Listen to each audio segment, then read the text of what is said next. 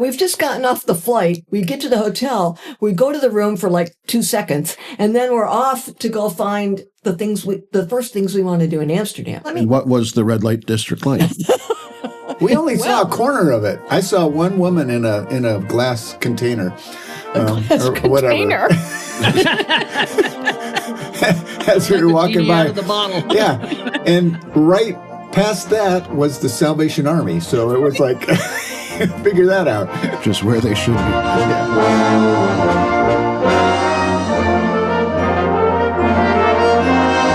If you've ever wondered what the U.S. elections, Anne Frank, Kölsch Beer, Mozart, and Strauss have in common, well, you've come to the right place.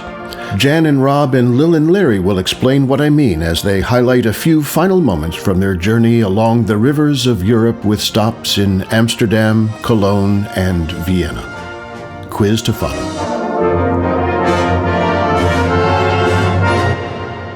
Are we ready to set sail?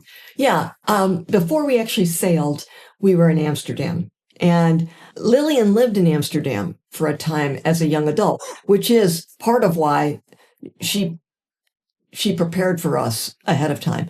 But I just thought we could talk a little bit about what a great city Amsterdam is. Lil visited a lot of coffee houses when she was there, so she doesn't have a great memory of what happened while she was there. Look that one up if you don't know what an Amsterdam coffee house is. So there's a lot to say about Amsterdam. They dammed the Amstel River, and that's how the canals came about. The houses there are built on pillars or pilings. For example, the palace at Dam Square is built on 12,000 pilings. The way the houses are built, the tops lean out a bit because they had wenches or pulleys for pulling goods and commodities up to store them. The homes are built tall, like row houses. That is because the taxes on the real estate were very high, and the canals were used for commerce. We started by touring a houseboat, an old houseboat that was once used for maybe hauling vegetables or tulip bulbs or whatever. But the houseboats are all along the river, and some of them are really glamorous inside. They are, and they basically have hookups like RVs along the canal, so that they have place for sewage, electric, and so forth. Gas. And the houseboats are checked out regularly, just like any structure would be, to see that they're maintained. We had our tour that day. We had our Viking rep that gave us a tour of the city, showed us the old city, part of the new city, the library. We walked all through Dam Square. Dam Square. And really, yes, Dam Square. Got a lot of information about the city it was the best Dam Square I ever saw, I tell you. It was. Yes. So after that tour was when we went to the Van Gogh, which is just incredible and amazing. And, you see those pictures, you see photographs of them or whatever.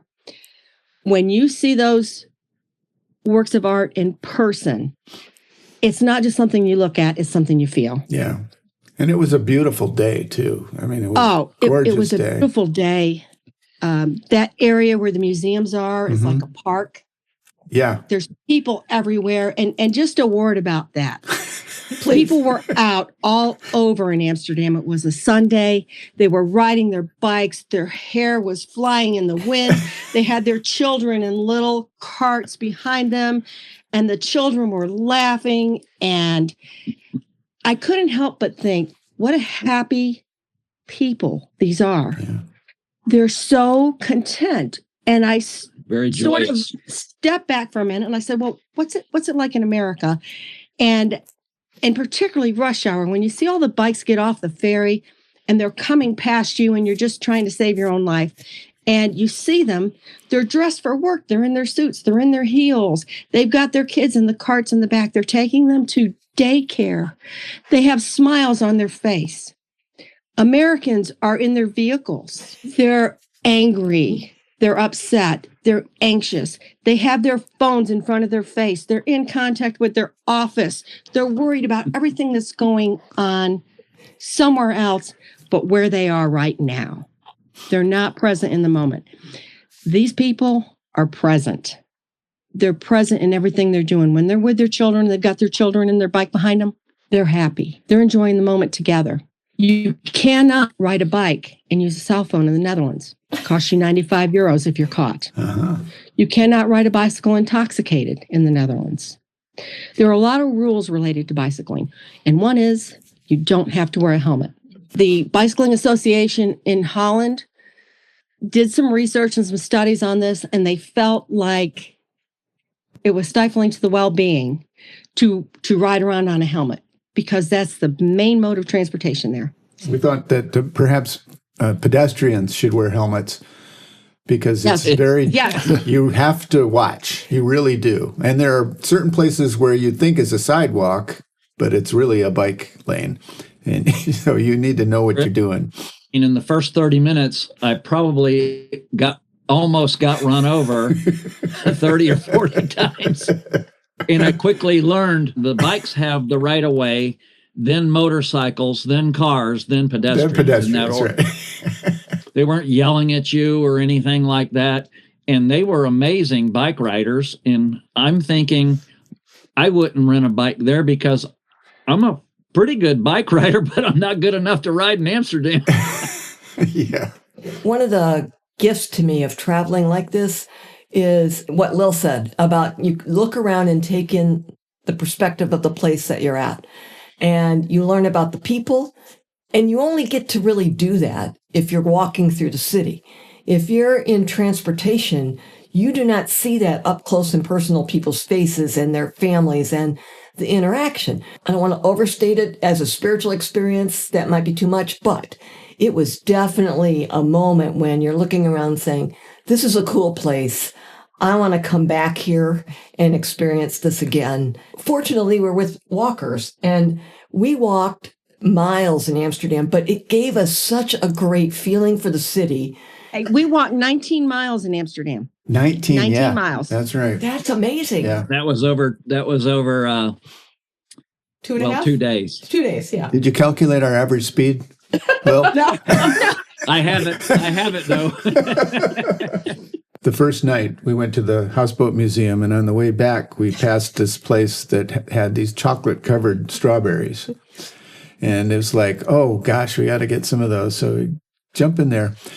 I don't think we mentioned that we did this tour in November. It was cold in Amsterdam. And when the sun went down, it got really cold. And Rob was not prepared that evening.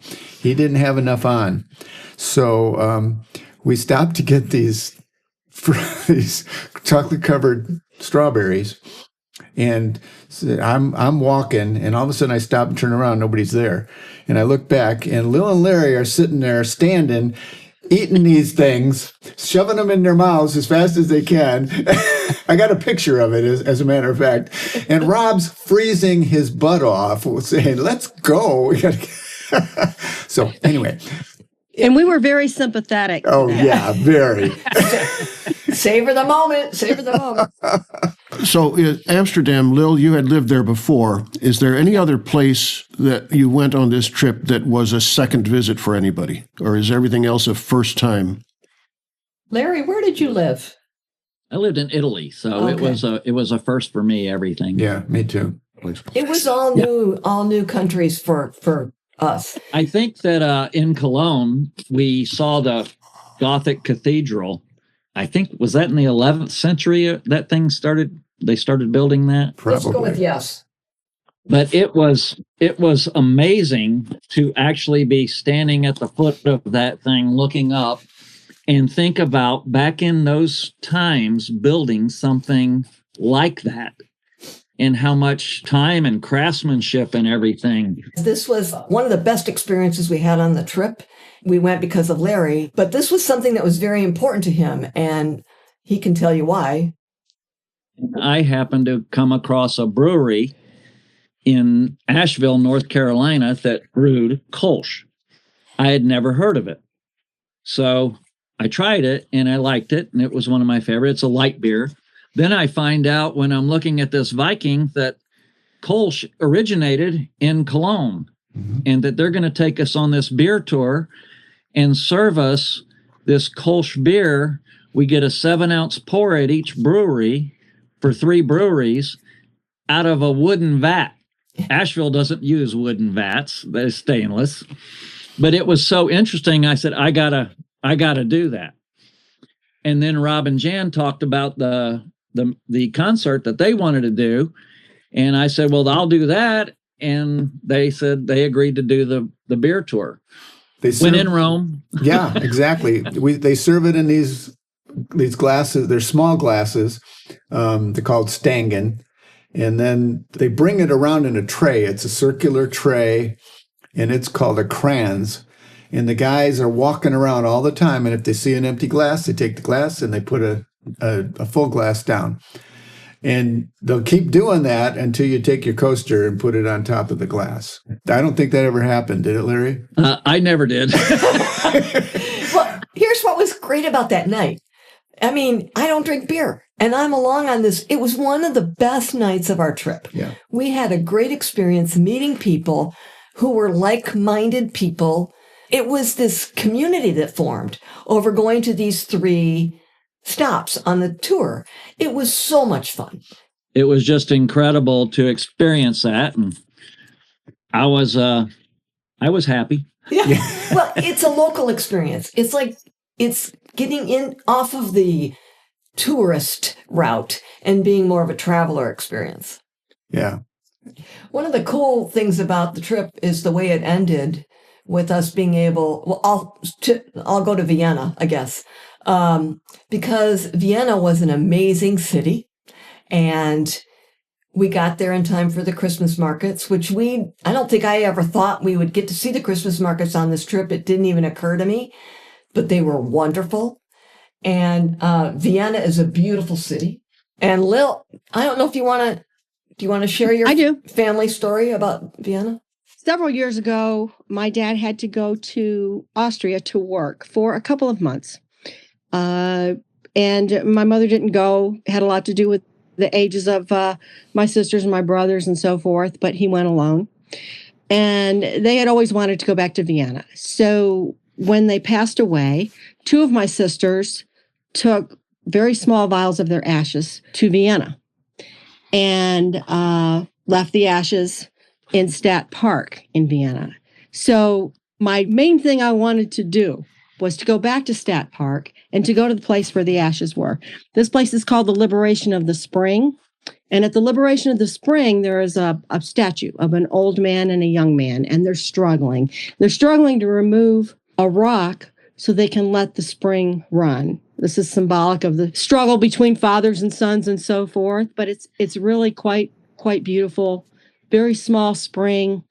I was able to take a moment there and just kind of honor my parents, put my hands in the water, and have some good thoughts. Mm-hmm. And so it was very meaningful to me. I started to take some pictures there. I took some pictures, and Jan and Rob took some photos, and as did Larry, of me having that special moment. But I was looking at my notes this morning, and it says, I put my hands in the water there. I also took some photos of the sculpture, but was limited as a woman was taking a bath there. Yes, forgot about that. So that's kind of that experience in a nutshell. But going with Lil to the park was one of those things. She said, we can just go over there to the park and we can meet you later. And I'm like, well, no, this is hugely important to you. Not only that, but I've met your parents. And so this is a moment that I want to be there. I don't want to intrude. We stood back, and I was kind of reticent to take any pictures, to be honest. I did take a couple, but it's like, this is a special moment for my friend. I'm going to be there for that. Minus the woman naked in the river. It was a great moment. Well, that was great too, in a different way. But then, it was a bonus. It was a bonus viewing. We had to get back to the boat because we had to get a quick cat nap, because that night we're going to the Mozart-Strauss concert that Rob and Jan had picked. I'm sure they were concerned because I didn't care anything about music or art. I was concerned that I would be sleepy during the concert. Oh, no. I was completely jazzed by that and just in awe of watching these people play these instruments and think about how much practice have they done to play at this level. And the music was mind-blowing. I mean, just a beautiful sound. And so Jan was really relieved when I told her, this is one of the best things we did on the trip. To be with Larry and see, so again, when you can see when you can have an experience through somebody else's eyes, when it's fresh for them, that's how that music concert was.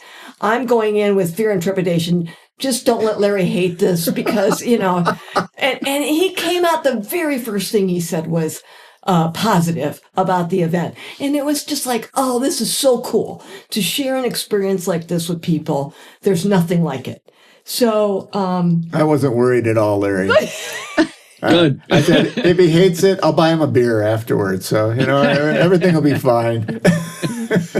A note about the time of year we went, Jim, is going in the fall made it less crowded. And you deal with weather in a certain way, but it's kind of a minor inconvenience because it really is. If you dress for it, you're fine. So if you go at that time of year, we didn't have any problems with the level of the water of the river, and we didn't have any problem with crowds. And in some cases, we were like the only ones around. And that's something to consider if you're going to travel to Europe, is to avoid the summer. It's just a much better experience. Absolutely wonderful trip, and I'm so glad that we did all those things because it expanded I'm not big on art, and it expanded my view. Yeah. And it is amazing when you're looking at those pieces of art literally right in front of you. It's a lot different than seeing a picture of it. And this is the thing about travel. It is what you see, but it's more what you feel. You take a picture, you bring it home, you show somebody, they're like, yeah, but you remember what you felt. Yeah. And that's what travel is. Yeah. The day we went to Anne Frank was election day. And in the States. Here. In the States. Yeah. And I was very conscious of that. Not that I had any anxiety at all about the election, but we had a introductory presentation before we walked through the house. And the person who did that presentation was exceptional. And so at one point, I look over at Lil, because this is a bad thing that I did, because all that did was explode my emotions. Because as we're sitting there listening, we are very conscious of what's happening in our own country and the anxiety we have over the current state of affairs. So here we are in Anne Frank on the day of our election. And to me, it was a poignant connection that we made there, as was the whole trip.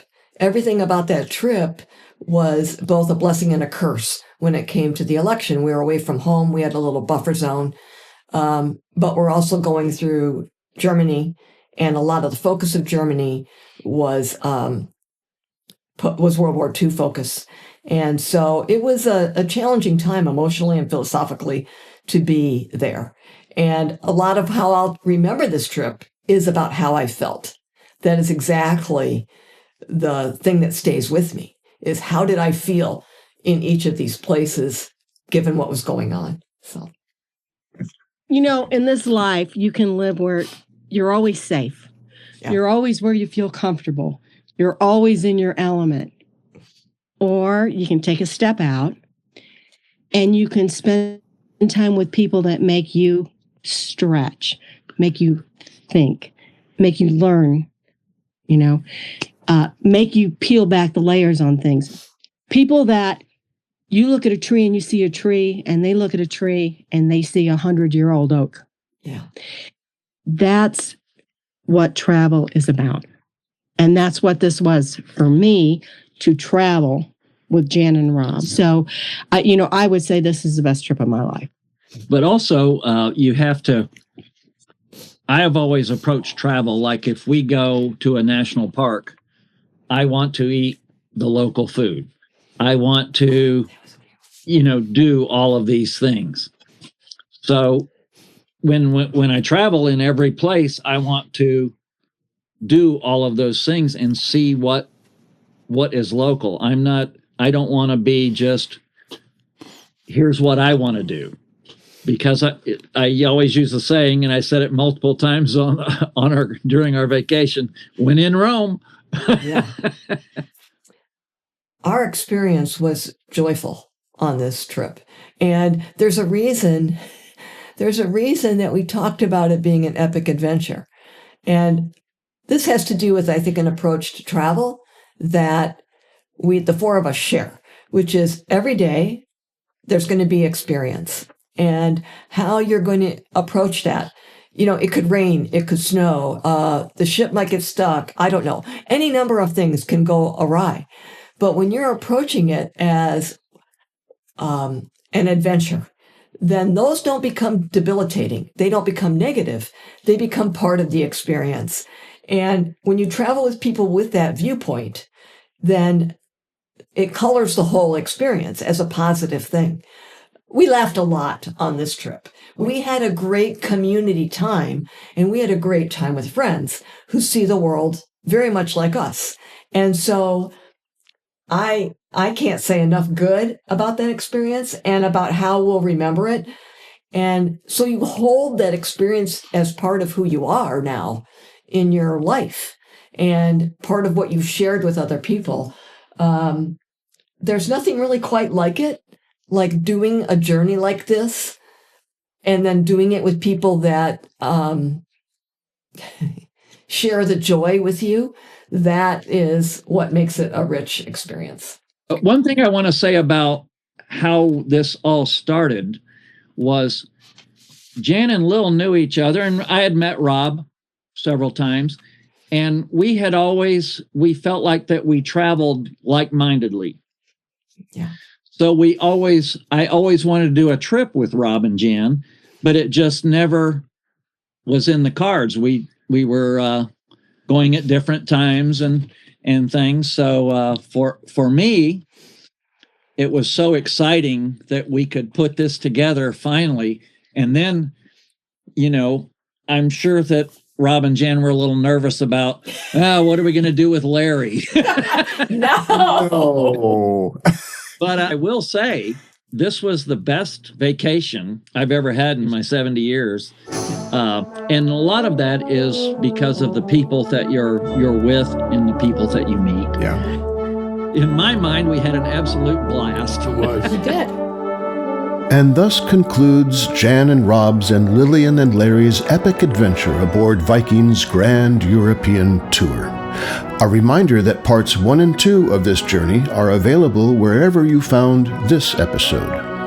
Next week, we'll return with memories of the past, observations of the present, and perhaps some predictions for the future as we continue making our way. Until next time.